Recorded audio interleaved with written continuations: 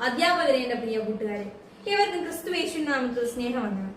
ഇന്ന് ഞാൻ നിങ്ങളുമായി അല്പസമയം പങ്കുവയ്ക്കുവാൻ പോകുന്ന വിഷയം കർത്താവിന്റെ ഉയർപ്പ് പെരുന്നാളിനെ കുറിച്ചാണ്. ഈസ്റ്ററിന്റെ പ്രത്യക്ഷപരമായ പുലർച്ചയ്ക്ക് പിന്നിൽ സൂര്യൻ ഇരുണ്ടുപോയ ഒരു മധ്യാഹ്നമുണ്ട്. എന്റെ ദൈവമേ, നീ എന്നെ കൈവിട്ടത് എന്ത് എന്ന ഉറക്ക നിലവിളിച്ച ഒരു ദുഃഖവെള്ളിയെ നാം പലപ്പോഴും മറന്നുപോകുന്നു.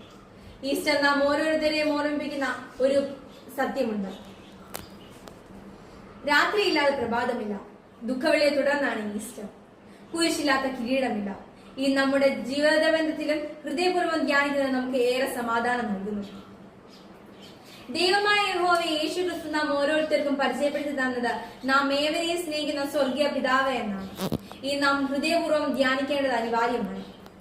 ഇന്നത്തെ ലഹരിക്കും മയക്കുമരുന്നിനും അടിമപ്പെട്ടിരിക്കുന്ന സമൂഹം കർത്താവിന്റെ നമുക്ക് വേണ്ടി ത്യാഗം സഹിച്ച കർത്താവിനെ പലപ്പോഴും മറന്നുപോകുന്നു.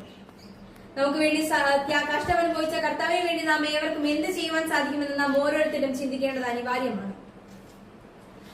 ഈസ്റ്റർ നമുക്ക് കാണിച്ചു തരുന്ന മറ്റൊരു സത്യമുണ്ട്. തിന്മയുടെ മേലുള്ള എക്കാലത്തെയും വിജയം നന്മയ്ക്ക് മാത്രമായിരിക്കും. കർത്താവിന്റെ മരണവും പിന്നീടുള്ള പുനരുദ്ധാരണവുമാണ് ക്രിസ്തീയ വിശ്വാസത്തിന്റെ അടിസ്ഥാനം. മാനവരാശിയെ പാപത്തിന്റെ അധിനിവേശത്തിൽ നിന്നും രക്ഷിക്കുന്നതിന് വേണ്ടി കർത്താവ് തന്റെ പ്രാണനെ വിളിഞ്ഞു. എന്നാൽ ആ കഥ അവിടെ കൊണ്ട് അവസാനിച്ചില്ല. മൂന്നാം ദിവസം ഖബറിനെയും മരണത്തെയും വിജയിച്ച് കർത്താവ് ഉയർത്തെഴുന്നേറ്റു. ഇതാണ് ഈസ്റ്ററിന്റെ മഹത്വം. നമ്മുടെ ജീവിതത്തിൽ പലപ്പോഴും ത്യാഗങ്ങളും കഷ്ടങ്ങളും സഹിക്കേണ്ടി വരും. അപ്പോഴെല്ലാം നമുക്ക് ഉയർപ്പ് പെരുന്നാൾ കാണിച്ചു തരുന്ന ഒരു സത്യമുണ്ട്. കുരിശിന് പിന്നാലെ ഒരു ഉദയം കാണും, ഒരു വിജയവുമുണ്ട്.